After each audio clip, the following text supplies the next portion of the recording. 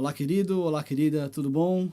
É um prazer estar aqui. Meu nome é Sérgio, eu falo em nome da Igreja Resgate e iniciaremos agora o nosso momento de celebração ao Senhor, o nosso momento de culto ao Senhor, ao Deus vivo, o nosso culto racional. E nesse momento em qual nós estamos, nesse domingo de Páscoa, não tem como eu deixar uma palavra de introdução melhor do que essa. A Bíblia diz que em Lucas 24, do 1 ao 8, o seguinte: no primeiro dia da semana, de manhã bem cedo, as mulheres tomaram as especiarias aromáticas que haviam preparado e foram ao sepulcro. Encontraram removida a pedra do sepulcro. Mas quando entraram, não encontraram o corpo do Senhor Jesus.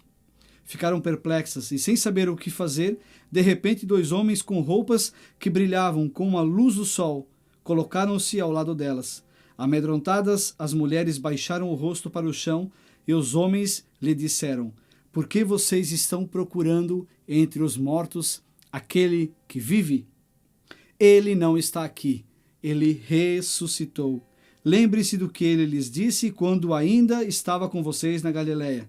É necessário que o Filho do Homem seja entregue à mão de homens pecadores, seja crucificado e ressuscite no 3º dia. Então se lembraram das suas palavras. Querido, com essa abertura, com essa introdução à nossa celebração, eu quero dizer para você que o que nós estamos vendo hoje não são apenas coelhos, são apenas ovos, mas nós estamos hoje com o entendimento de que Jesus ressuscitou. O cordeiro mudo que estava pronto desde a fundação do mundo foi entregue por mim e por você. Por amor a mim e a você, Jesus veio à terra, se fez carne, morreu no madeiro e ressuscitou ao 3º dia. E por isso nós celebramos a Jesus, que é o único caminho que nos leva a Deus.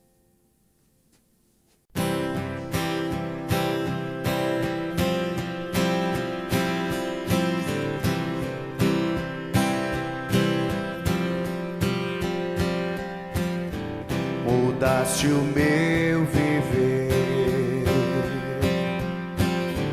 me deste vida pra viver em ti, morreste em meu lugar, minha posição foi resgatada em ti.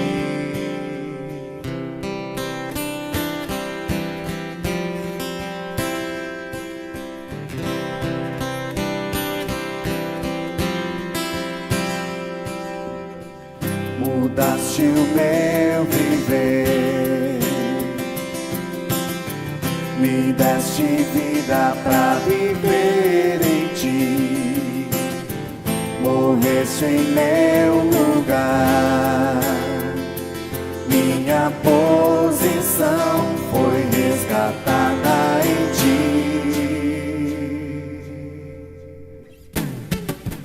Tua graça me alcançou como sou, nada tinha quando me resgatou.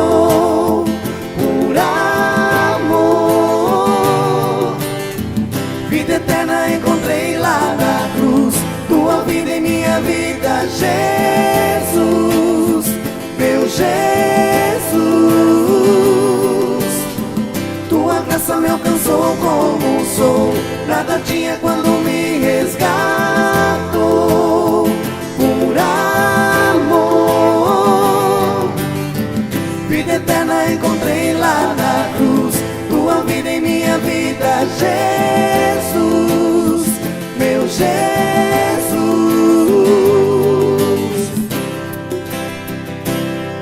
Me chama de santo, puro e limpo, amado e perfeito sou. Sou justificado, perdoado, livre da culpa em ti. Me chama de santo, puro e limpo, amado e perfeito sou. Sou justificado,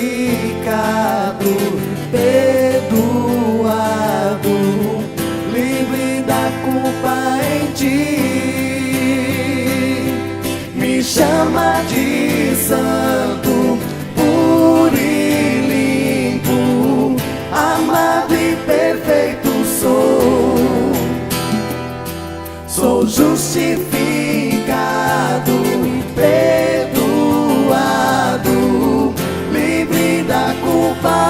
ti.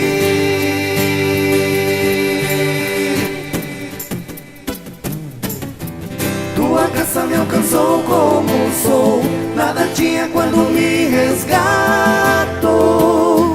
Por amor, vida eterna encontrei lá na cruz. Tua vida em minha vida, Jesus, meu Jesus.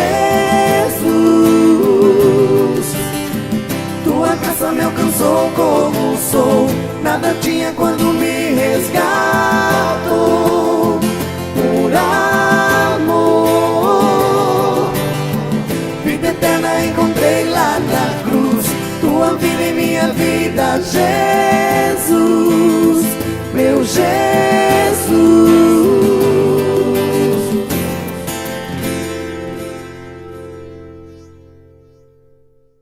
Cada gesto na cruz, amor. Cada corte em seu corpo, amor. Cada gota de sangue, amor. Jesus.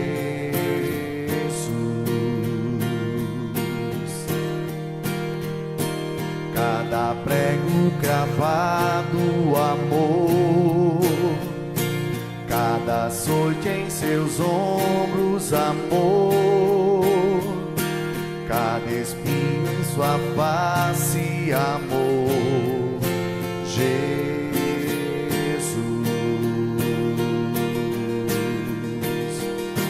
Acredito na cruz que se ergueu.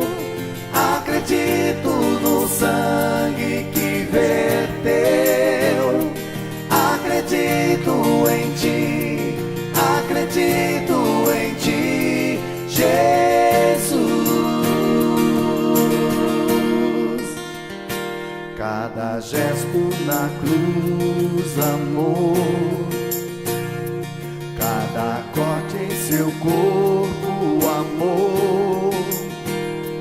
Cada gota de sangue, amor. Jesus.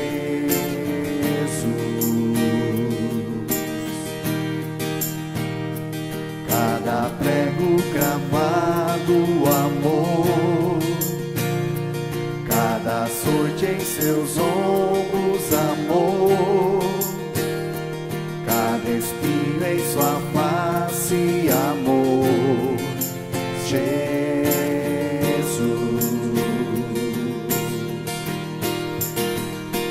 Acredito na cruz que se ergueu. Acredito no sangue que verteu. Acredito em ti, acredito em ti, Jesus.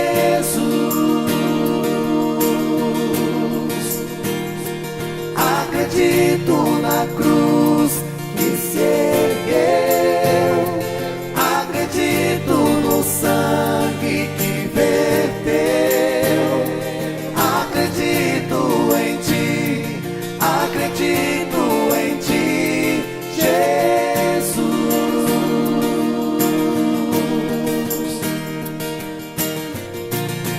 Tudo pago está, aleluia. O amor venceu. Tudo pago está, aleluia. O amor venceu.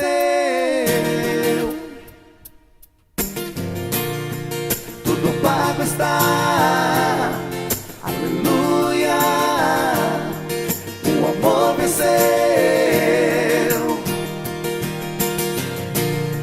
Tudo pago está, aleluia. O amor venceu. Acredito na cruz que se ergueu. Acredito no sangue que verteu. Acredito em ti, acredito em ti, Jesus.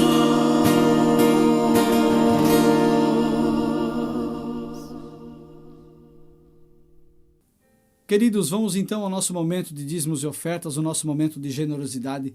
Lembrando que você que nos assiste, você que talvez não congrega conosco, não caminha conosco, você não é obrigado a nada. Nós estamos falando aqui para as pessoas que estão conosco, que caminham conosco como igreja.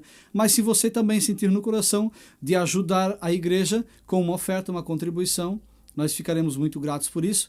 Irá aparecer agora abaixo o link com os dados da conta bancária da nossa igreja e eu queria deixar uma mensagem para isso.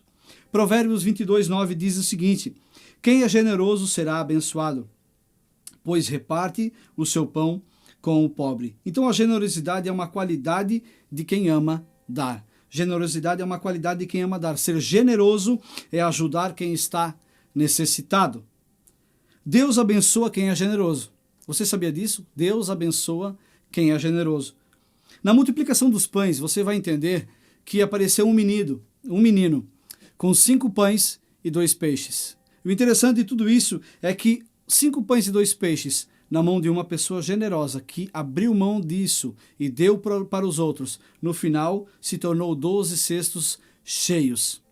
O interessante é que a Bíblia não diz o destino desses 12 cestos, mas eu tenho certeza absoluta que Jesus estando lá, aquele menino, ele não voltou para casa apenas com os 5 pães e os 2 peixes. Eu tenho certeza absoluta que aquele menino, devido à sua generosidade, devido a abrir mão para a situação do momento a qual ele viu, ele foi grandemente abençoado. E generosidade é isso. Nós precisamos entender que generosidade é isso.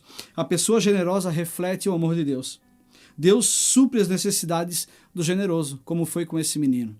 Deus supre todas as necessidades de um generoso. A economia de Deus é totalmente ao contrário da economia do mundo. A economia de Deus é o seguinte: quem divide, multiplica.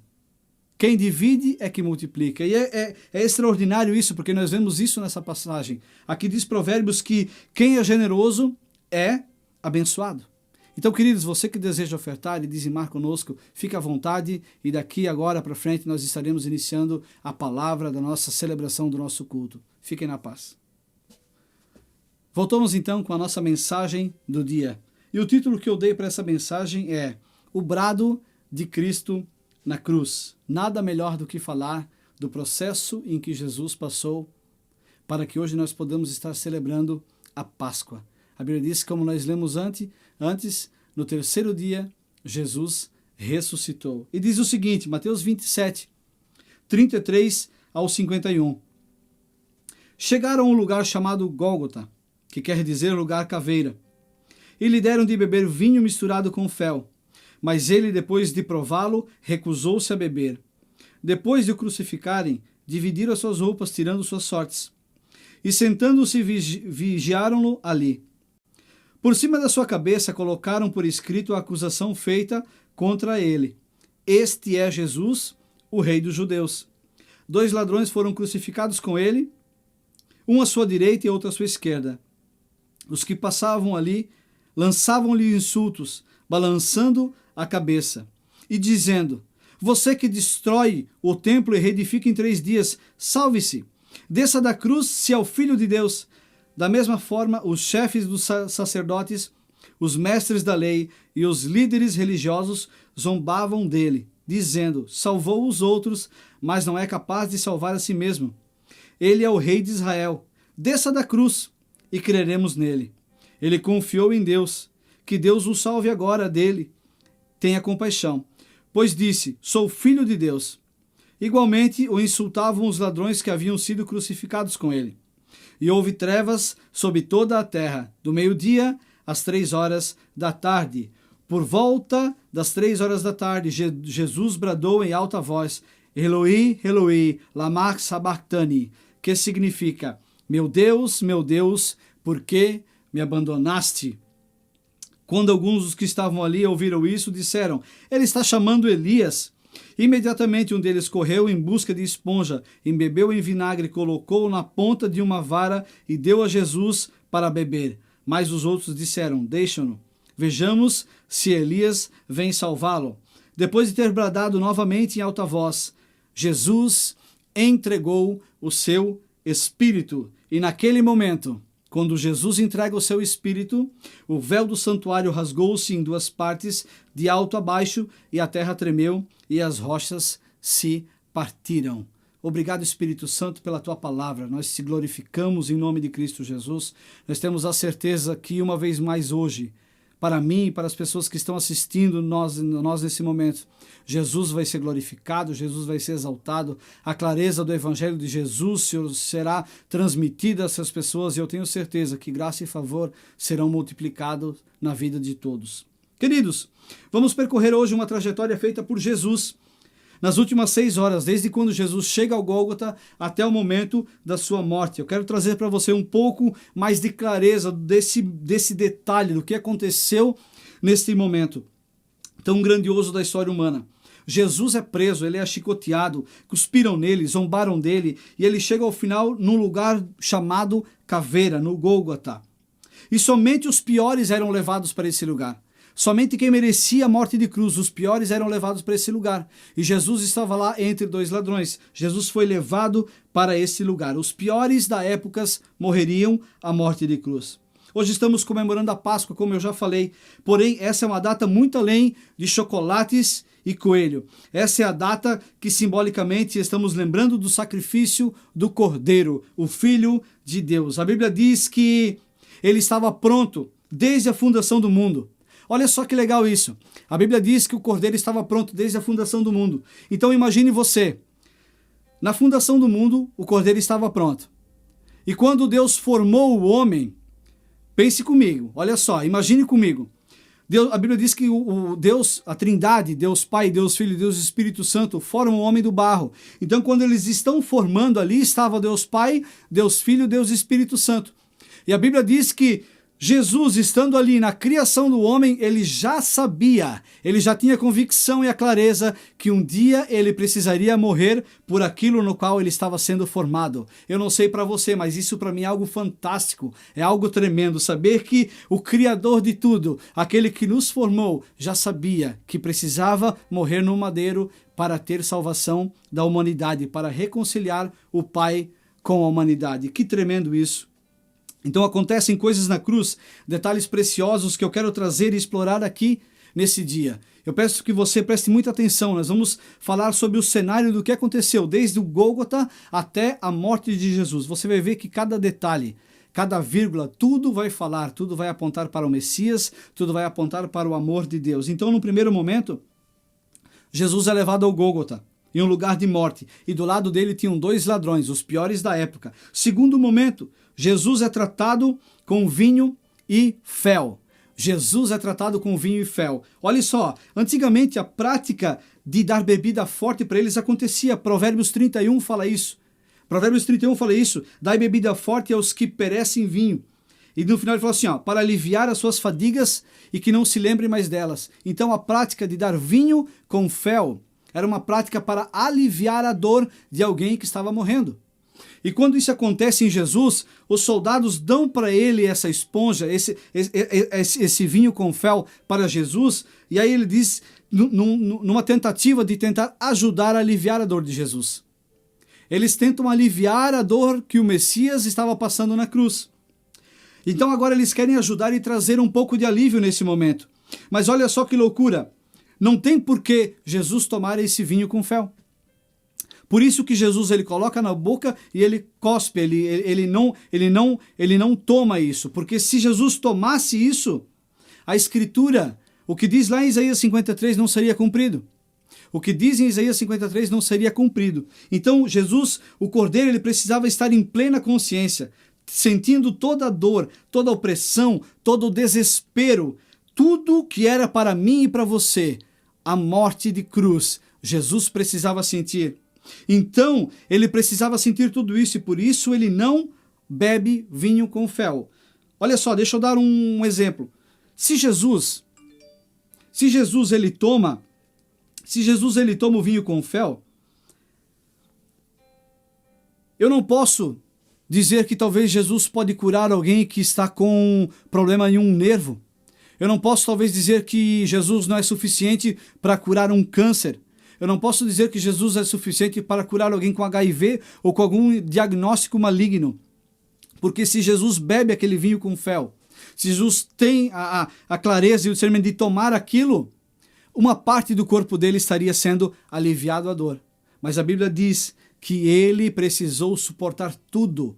Tudo ele precisou suportar. Por isso que ele não toma. Por isso que ele não toma o vinho com fel. Porque se ele tomasse, certamente ele teria dormência em seu corpo. Ele não precisaria passar por esse processo de morte, de opressão e tudo mais. E por isso ele não bebe esse vinho com fel. Outra situação. Jesus fica nu em meio ao povo. Jesus, pense comigo, Jesus em meio a 2 ladrões. Nu para o povo. Tiraram as suas roupas.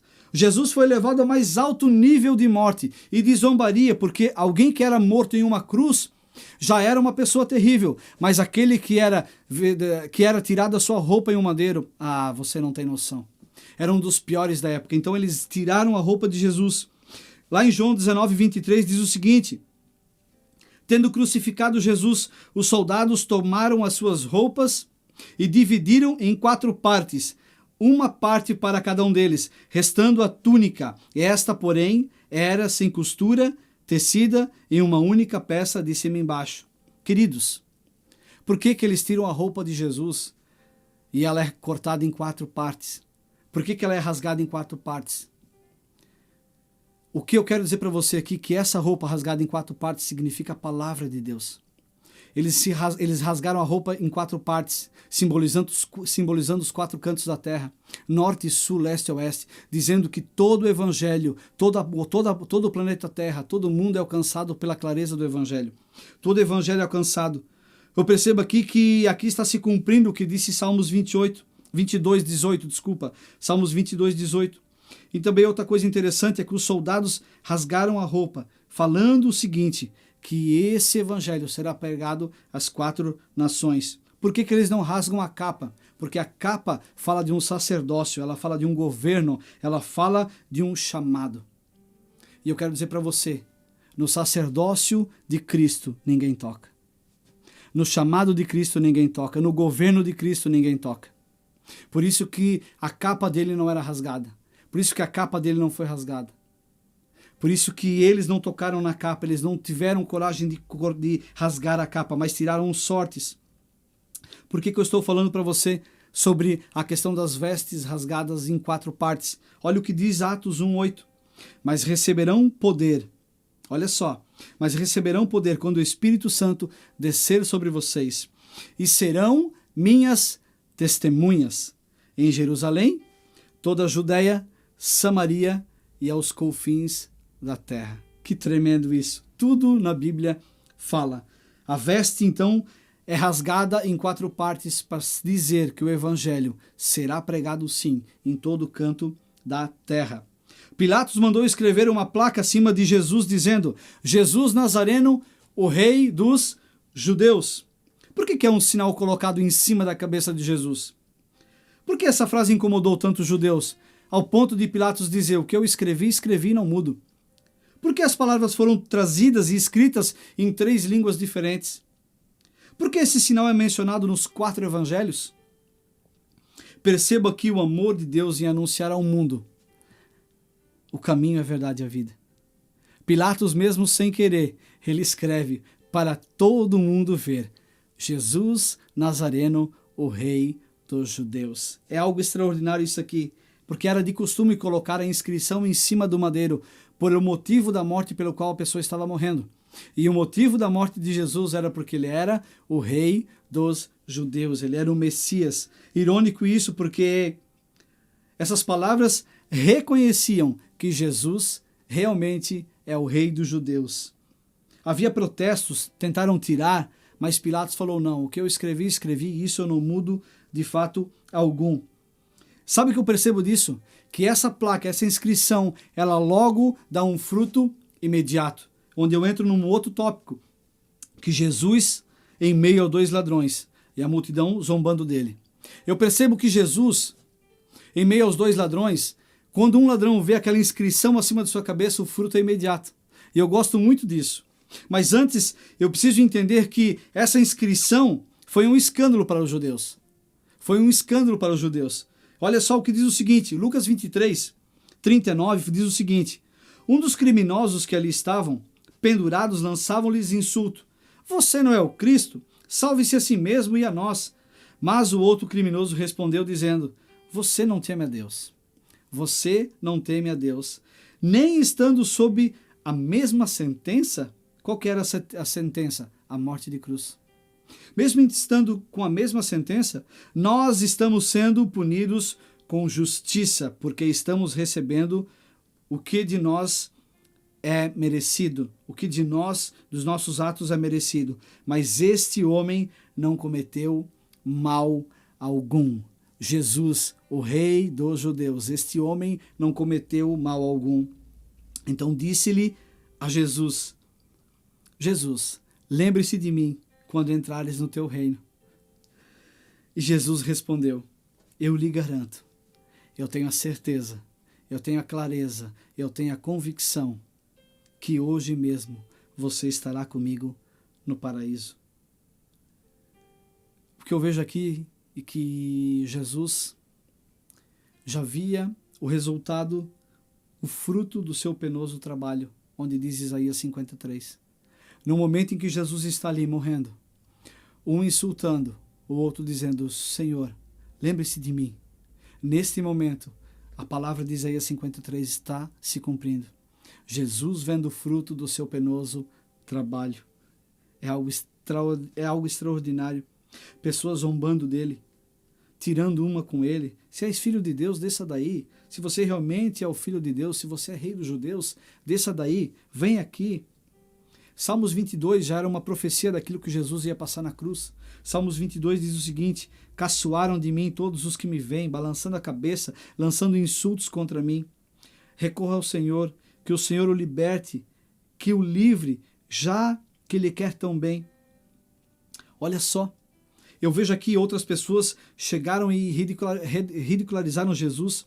Salvou os outros, agora salve a si mesmo. Eu fico imaginando o povo no qual Jesus andou: Zaqueu, Jairo, a mulher com fluxo de sangue. Eu fico imaginando esse povo olhando Jesus numa cruz. Eu fico imaginando esse povo que foi tocado pela palavra do Messias, que foi tocado pela palavra do Mestre, olhando para ele no madeiro, morrendo, sem entender nada talvez. Jesus indo para o madeiro por amor a esses também. E outros zombando de Jesus. Outros falando: ei, Jesus, desça daí. Se realmente é isso. Você não disse que em 3 dias vai reedificar o templo? Desce daí primeiro para que nós cremos e depois reedifique esse templo em 3 dias. Eu quero ver se você é tão bom mesmo. Testemunhas chegaram a dizer: este é o homem quem disse que seria capaz de destruir o templo e reconstruir em 3 dias. Testemunhas falaram isso. Eles zombaram descaradamente de Jesus na cruz. E posso falar um negócio para ti? Esse aqui é o ápice. Essa aqui é a plenitude. Isso aqui tudo faz todo sentido. Porque realmente é isso que Cristo veio fazer por mim e por você. Hoje, domingo de Páscoa, Jesus ressuscitou. Hoje, estamos celebrando a morte e a ressurreição do Messias. Você que escuta aí do outro lado, eu quero dizer para você que Jesus, Ele morreu por mim, Ele morreu por você. Eu sei que essa palavra irá alcançar muitos lugares, e eu não sei quem está me assistindo nesse momento, mas uma das coisas que eu quero dizer para você é que você precisa entender e ter a clareza que Jesus morreu por você. Não importa o que você esteja passando, não importa o seu momento, a sua situação, Jesus morreu por você. Jesus morreu para trazer saúde a você. Jesus morreu para trazer clareza a você. Jesus morreu para que eu e você não precisássemos mais experimentar a morte. Mateus 20, 28 diz o seguinte: diz que Jesus não veio para ser servido, mas para servir. E ainda diz que ele veio para dar a sua própria vida em resgate de muitos. Jesus veio para dar a sua vida em resgate. E essa palavra resgate, ela chamou muito a minha atenção, porque a palavra resgate vem da palavra lutron no original, que vem de lu, que é o preço de uma redenção. Algo pago pelos escravos e cativos para o resgate da vida, libertação de muitos da miséria e da penalidade dos seus pecados. É libertar alguém de algo preso, soltar alguém amarrado, livrar de laços, tornar totalmente livre, desatar, desfazer, dissolver algo amarrado. E aí eu vejo agora Isaías 53, estamos citando muito Isaías 53, que Isaías 53, 4 e 5, ele diz o seguinte: certamente ele tomou sobre si as nossas enfermidades e levou sobre si as nossas doenças. Ele foi transpassado por causa das nossas transgressões, foi esmagado por causa da nossa iniquidade. O castigo que nos trouxe a paz. Olha isso, o castigo que nos trouxe a paz estava sobre ele, sobre Jesus, sobre Yeshua. E pelas suas feridas, pelas suas pisaduras, fomos curados. Aleluia, que glorioso. Colossenses 1, 13, e diz o seguinte: pois ele nos resgatou. Quem nos resgatou? Jesus Cristo nos resgatou. Pois ele nos resgatou do domínio das trevas e nos transportou para o reino do seu Filho amado. Jesus, ele nos resgatou do domínio das trevas e nos transportou para o reino do seu Filho amado, em quem temos a redenção, em quem temos o resgate, em quem nós temos alívio. Jesus, aquele que nos libertou de toda a miséria, de toda injúria, de todo o pecado. Jesus Cristo, que nos livrou de toda enfermidade, em quem temos redenção, a saber, o perdão dos pecados. Outra coisa que eu gosto de falar é que o sol perde o brilho. O sol perdeu o brilho. Você consegue entender que o sol perdeu o brilho? Por que o sol perde o brilho? Porque talvez o sol ele só tem o brilho próprio, porque o brilho próprio dele é sustentado por Jesus. O brilho próprio que o sol tem, só tem brilho porque Jesus o sustenta. O sol não brilha, mas ele reflete.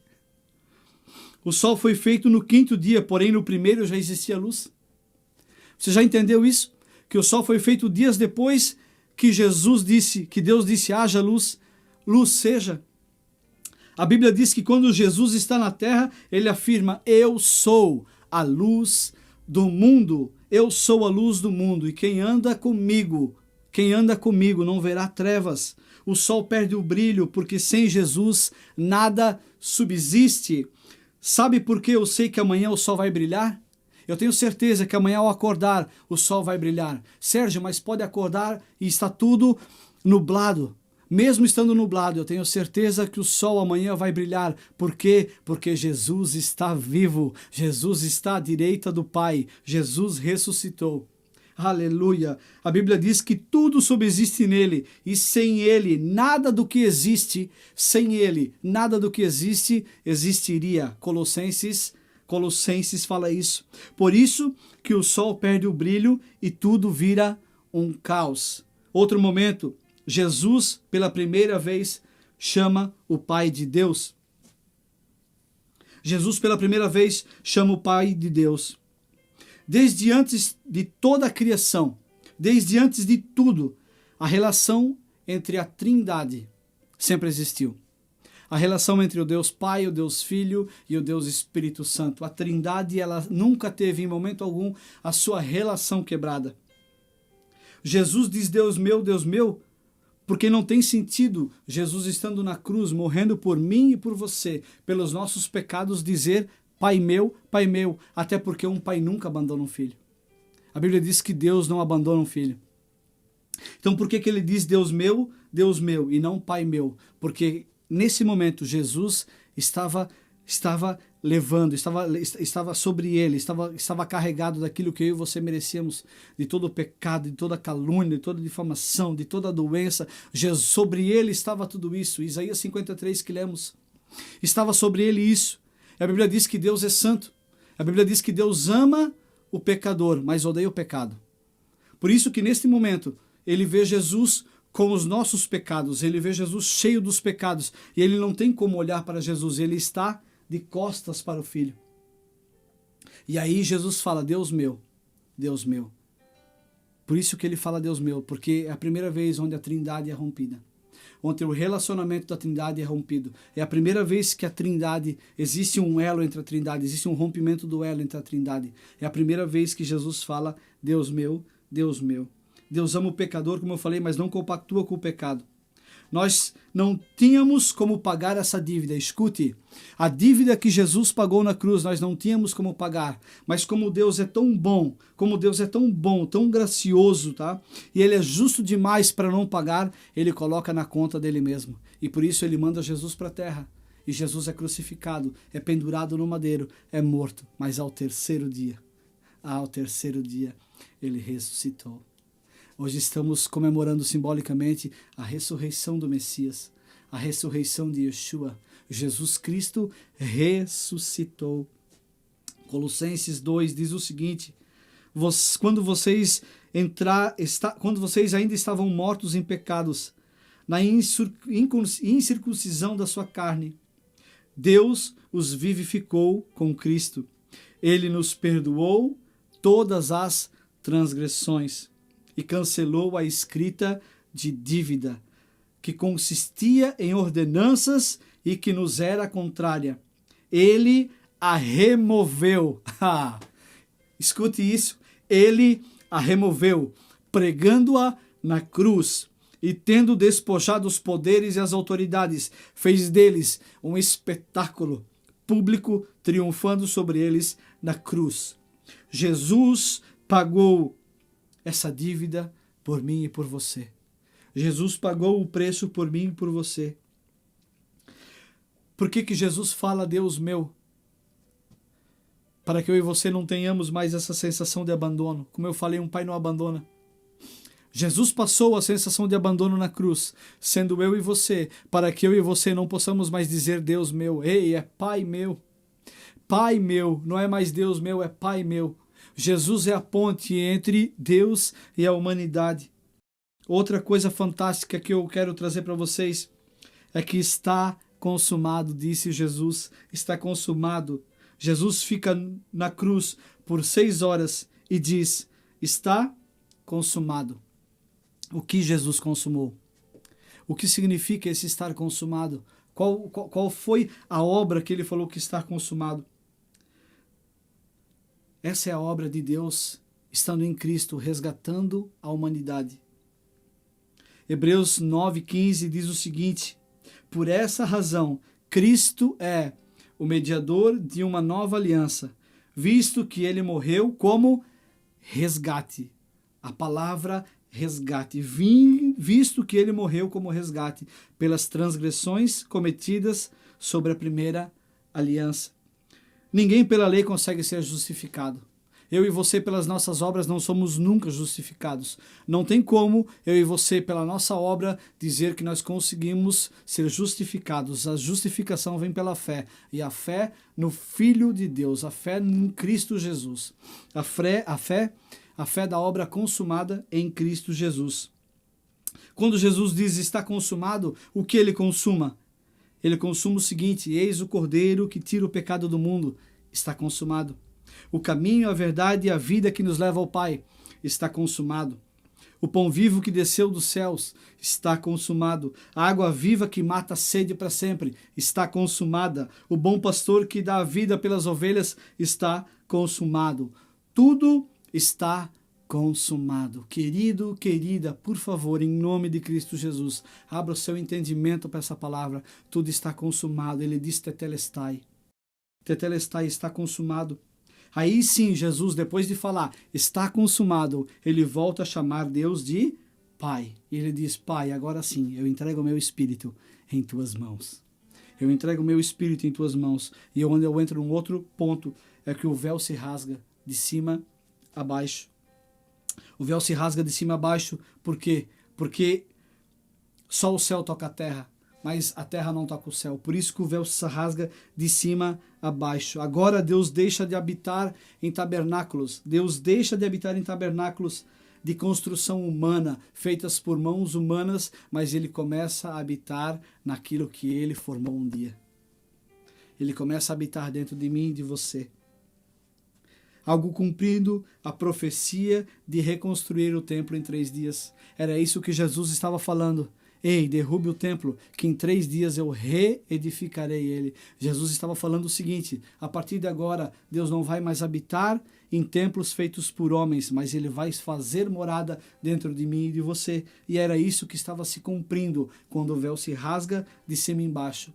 Era Deus saindo de um tabernáculo para habitar dentro de nós. E isso é tremendo, isso é fantástico. Não mais uma manifestação em tabernáculo, mas uma presença 24 horas comigo e com você. Você já parou para pensar que o Espírito Santo, Deus, habita dentro de você? Isso é algo tremendo, e mesmo quando estamos dormindo, Ele está habitando dentro de nós. Ele não sai quando dormimos, Ele não volta quando acordamos. A Bíblia diz que em todo o tempo Ele está dentro de nós. Acabaram de se passar 6 horas. E o interessante disso é que o homem foi feito no 6º dia. E o que isso quer dizer? Que Jesus na cruz do Calvário, ele recriou o homem. Em 6 dias Deus formou o homem. Jesus em 6 horas numa cruz do Calvário, pendurado, recriou o homem. Jesus ficou nas cruz por 6 horas, não para melhorar um homem velho. Não, você não é um velho melhorado. Ei, esqueça isso.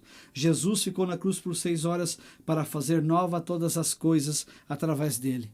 Na cruz de Cristo, Jesus reconciliou a humanidade com Deus. O que estava perdido em Jesus não está mais.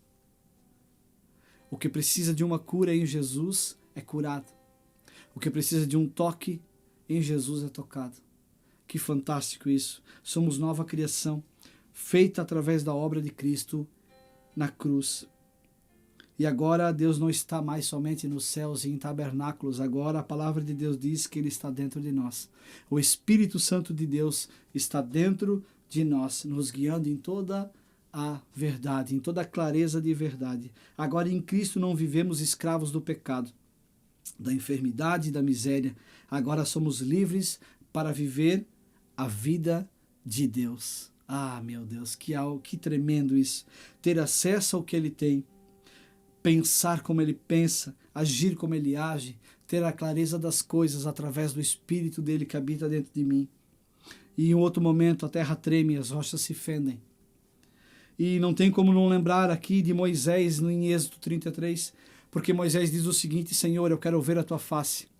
E Deus falou o seguinte para ele: não, você não pode ver a minha face, mas faça o seguinte, fique em cima de uma rocha, que quando eu passar eu abrirei uma fenda na rocha, e você verá a minha sombra, você verá as minhas costas. 2 Coríntios 4:6 diz o seguinte, que a glória de Deus, olha só, Moisés pede para ver a glória de Deus, a face de Deus. E aí 2 Coríntios 2:6, agora nós em Cristo Jesus, salvos, crendo na obra de Cristo Jesus, a palavra diz o seguinte, que a glória de Deus é a face de Cristo. A glória de Deus é a face de Cristo. Quando se abre a fenda na rocha, literalmente é Deus dizendo: Sérgio, eu não vejo mais você e uma grande rocha. Eu vejo uma grande rocha, e no meio dessa rocha existe uma fenda onde você está escondido nela. Que tremendo isso, que glorioso isso. Jesus carregou o sentimento de abandono que nós merecíamos a fim de carregarmos hoje toda a segurança que Ele tem no Pai. O Pai é por nós, Ele se importa conosco, Ele quer, através da obra consumada de Cristo Jesus, trazer alívio à humanidade, alívio a mim e a você. E isso é uma posição. Descansar na obra consumada de Cristo Jesus. Isto é uma posição. É uma posição. Salmos 91 é um dos salmos mais falados nesse tempo em qual estamos. Mas olha só que loucura isso. Eu e você cremos na obra de Cristo Jesus. Nós somos salvos, o Espírito Santo habita dentro de nós. Agora eu não estou em cima de uma rocha. Eu não estou à frente de uma grande rocha. Mas é o seguinte, agora a rocha está sobre mim e a rocha abriu uma fenda. A terra se tremeu, o Sérgio entrou nela, você entrou nela através de Cristo Jesus. E aí Salmos 91 diz o seguinte, aquele que habita no abrigo do Altíssimo, aquele que está em sua rocha, descansa à sombra do Todo-Poderoso. Poderei dizer ao Senhor, tu és o meu refúgio, a minha fortaleza, o meu Deus em quem confio. Ele me livra do laço do passarinheiro e do veneno mortal. Ele cobrirá com as suas penas, e sob as suas asas você encontrará refúgio nele. A fidelidade dele será o seu escudo protetor. Você não temerá pavor da noite, nem flecha que voa de dia, nem peste que se move sorrateiramente nas trevas, nem a praga que devasta ao meio-dia. 1000 cairão ao meu lado, 10.000 à minha direita, mas eu não serei atingido, você não será atingido. Se você fizer do seu Altíssimo o seu refúgio. Jesus é a nossa rocha. A rocha se abriu, a terra tremeu, as rochas se fenderam, e eu e você podemos entrar numa posição de descanso em Deus. Nenhum mal atingirá, desgraça alguma chegará na sua casa, porque os seus anjos ele dará ordens e a seu respeito para que o protejam em todos os seus caminhos. Queridos, o que eu quero dizer para você é o seguinte: Jesus é suficiente. A Bíblia diz que Jesus veio para a terra, manifestou o reino do céu sobre a terra, foi para a cruz, morreu no madeiro, ao terceiro dia ressuscitou, e a Bíblia diz que agora ele está sentado à destra de Deus, em posição de descanso, porque a obra está consumada. Querido, eu não sei o que você está passando, mas eu quero dizer para você que existe salvação, existe uma saída em Cristo Jesus. Eu não conheço todos que estão assistindo e eu gostaria de abrir uma oportunidade, porque a Bíblia diz que só existe um caminho para ir para o céu, só existe um caminho para Deus, para tudo aquilo que eu falei para você, toda essa proteção, todo esse zelo, todo esse amor de Deus, para poder experimentar de tudo isso, só existe um caminho, e Jesus fala: eu sou o caminho, eu sou a verdade, eu sou a vida. Outra parte, Jesus fala: quem vê a mim vê ao Pai. E a Bíblia diz que nós precisamos confessar Jesus como nosso único e suficiente Salvador, e isso nos basta. Essa é a fé, crer na obra do Filho. E você que está me assistindo agora, eu gostaria de fazer um convite com você. Você que nunca fez essa oração, feche seus olhos onde você está. Eu gostaria de orar com você. A oração, eu vou falar e você repita comigo. A oração diz o seguinte: Senhor Jesus, eu creio que Tu és o Filho de Deus, que se fez carne e que morreu por mim. Senhor Jesus, eu Te recebo como o único e suficiente Salvador. Senhor Jesus, escreve o meu nome no livro da vida, e muito obrigado pela salvação da minha alma. Amém. Querido, através dessa oração, a Bíblia diz que existe festa nos céus. Só existe um momento onde a Bíblia diz que existe festas nos céus, quando um pecador se arrepende. E o que você fez agora foi confessar Jesus como seu único e suficiente Salvador. Você está falando: eu me arrependo de tudo aquilo que eu fiz. Sérgio, tudo? Sim, é tudo. Não, Sérgio, mas talvez você não entenda. Eu fiz algo extraordinário, algo talvez que para Deus não tenha perdão. Não, em Cristo Jesus existe o perdão.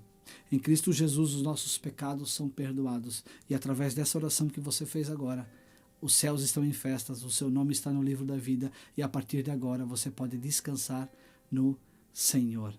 Amém, querido? Você recebe essa palavra?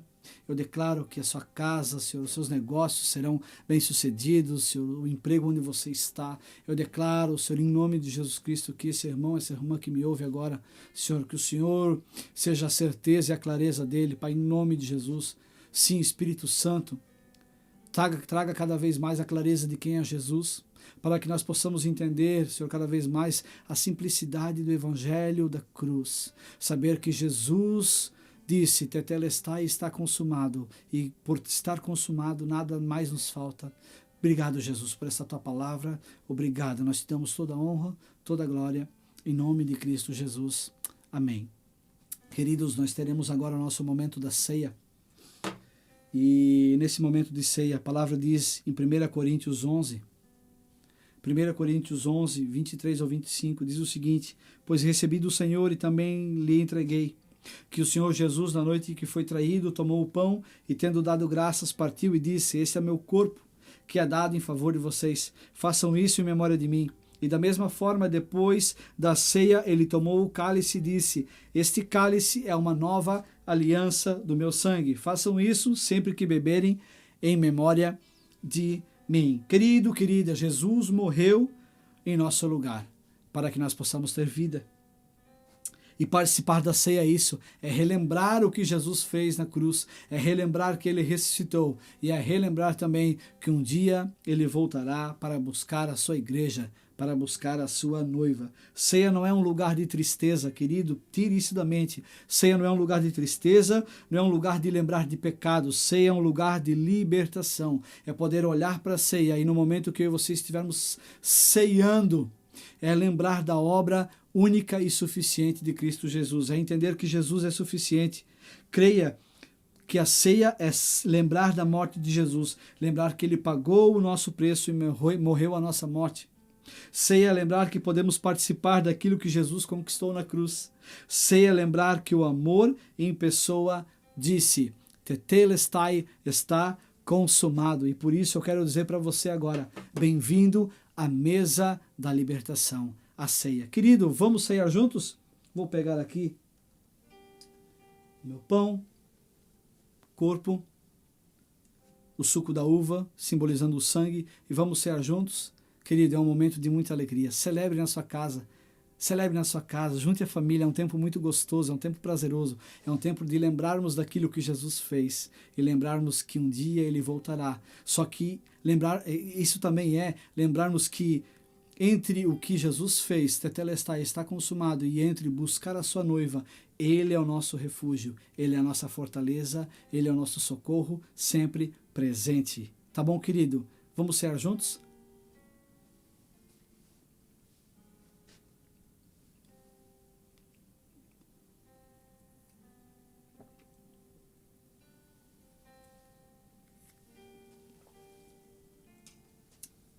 Que momento extraordinário, né? Eu declaro uma semana abençoada para você que nos assiste. Deus abençoe grandemente.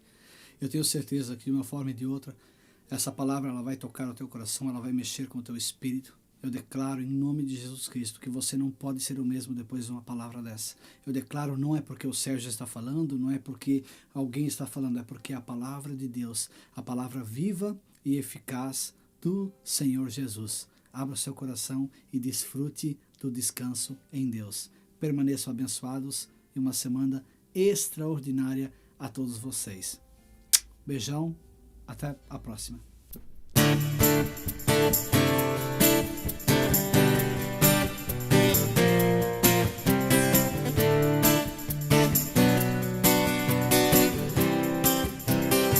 Porque ele vive, posso crer no amanhã. Porque ele vive, temor não há. Mas eu bem sei, eu sei que a minha vida está nas mãos do meu Jesus, que vivo está. Deus enviou seu Filho amado para morrer em meu lugar. Na cruz sofreu por meus pecados, mas ressurgiu e vivo com o Pai está. Porque ele vive, posso crer no amanhã. Porque ele vive, temor não há. Mas eu bem sei, eu sei que a minha vida está nas mãos do meu Jesus, que vivo está.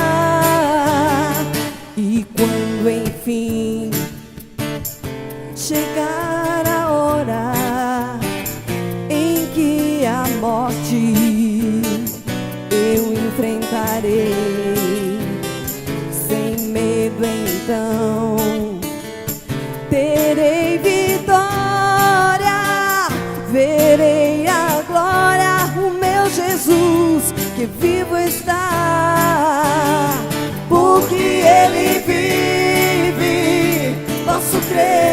no amanhã, porque Ele vive, temor não há. Mas eu bem sei, eu sei que a minha vida está nas mãos do meu Jesus, que vivo está, porque Ele vive. Posso crer no amanhã, porque Ele vive, temor não há. Mas eu bem sei, eu sei que a minha vida está nas mãos do meu Jesus, que vivo está. Está nas mãos do meu Jesus, que vivo está.